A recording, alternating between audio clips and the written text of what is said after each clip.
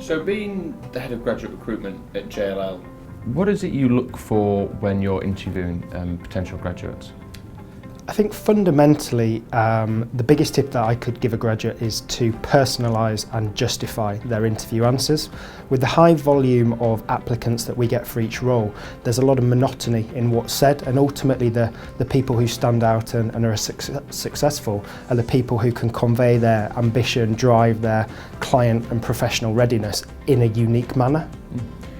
And when you're assessing people's presentations, what do you look to see a graduate when they're presenting?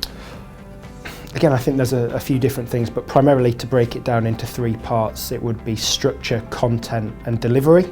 I think the delivery aspect is obviously the most eye-catching. When somebody's in the room, do they look nervous? Are they confident? Are they engaging? Do they hold your attention? But also what they're saying, why we do these presentations is to see if we put you in front of a client tomorrow, could you hold your own? Could you do business? And ultimately, if you've got structure and you've got content and you're engaging, then it's an obvious yes.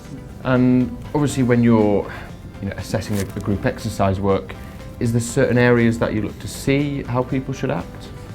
It's difficult because you've got so many different personalities, and the tricky thing about a group assessment is it's a scenario whereby there's no hierarchy and everybody's trying to jostle for position.